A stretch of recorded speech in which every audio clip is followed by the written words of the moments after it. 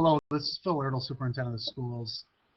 Along with me is Beth Ehrenberger, Director of Student Learning, and Bill Anderson, Supervisor of Student Learning. What we wanted to talk about was the district focus this year, and we're going to talk a little bit about what you're seeing in front of you, which is the brochure that we've used on numerous occasions to explain and share what our focus is.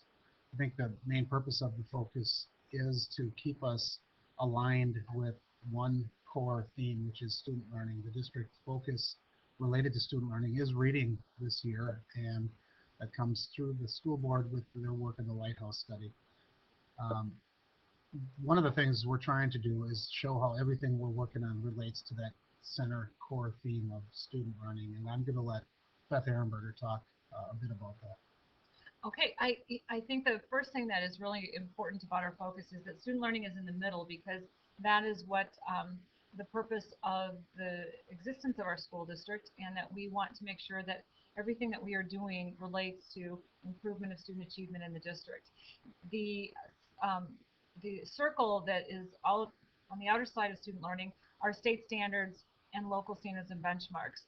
This year we have a huge initiative where we're asking all content teams across grade levels to look at their curriculum and to look at the local standards and benchmarks and do a complete review of them and uh, establish those benchmarks or reestablish them in some cases, so that by the end of the year we will have content standard benchmarks across grade levels that will tell parents, teachers can use them as a guide, what it is students should know and be able to do. I think that Bill Anderson can talk a little bit about how last year the process was started with ComArts, and we're using that as a model to complete the other content areas. Well, again, last year we did start with ComArts, looking at taking the content standards that we already currently utilize and really looked at how can we condense some of, or take all those and condense them into big 10 ideas or 12 ideas. And so within that process, we'll use those big 12 ideas to go PK12. And in that process, that gives us a tie between all our grade levels. Now, within those standards, we're going to, by grade level, identify benchmarks for each one of those standards, 3 to 5.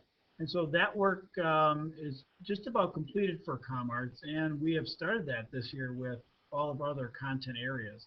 It is our hope that by the end of the year that we will have those content standards and benchmarks that we can begin to, again, share them with the community, with our teachers, and with our students. And those benchmarks then will be what guides our assessments, so that all assessments need to be aligned to the standards and to the benchmarks. So thus you can see the yellow circle on the student learning target that shows that wrapped around those standards and benchmarks are things like classroom assessments, our MAP initiative, which is an implementation of a district level test to help us monitor student growth over the course of a year, and also, of course, our state and federal mandated testing, WKCE, and other assessments that we might be giving. The idea is that all of those assessments are aligned to the standards and benchmarks that we're developing.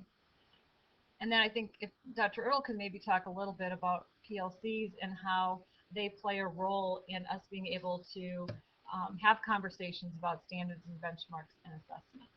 Well, one thing we know about education is it tends to be, or has been, an isolated profession, and we're trying to make sure that we have time built into the schedule where teachers can collaborate. A lot of the research will show that when teachers collaborate and work together with assessment data to improve their instruction, it is the best professional development that you can possibly have. So there's the four essential questions that they are working on in the professional learning communities are: what do we want the students to know and be able to do, which is the standards and benchmarks we're working on. How do we know when they get there and when they acquire those skills? That would be the assessments we're going to be working on. And what are we doing when they don't get there? How do we respond when they don't meet those standards and benchmarks? And that's our remediations and other programs to try to meet needs and other ways of differentiating instruction for those kids. And the same for the last question, which is when the students already know it and we need to extend it and refine their knowledge. That's also what we can do and work on in those meetings. And I think it's important to note that what is driving the focus for the student learning is our long-range plan, and that is the blue circle that is surrounding all of the focuses that we've just talked about. It helps to inform us of what a committee of members throughout the community and teachers and administrators, parents felt was important for our district to accomplish over the next several years. So I hope that helps give you a good description of what the overriding focus of the student learning. And as always, you can contact us at 773-1000 to reach the Fisher Building, and we would be more than happy to answer your questions. Feel free to email us. Thank you for your time.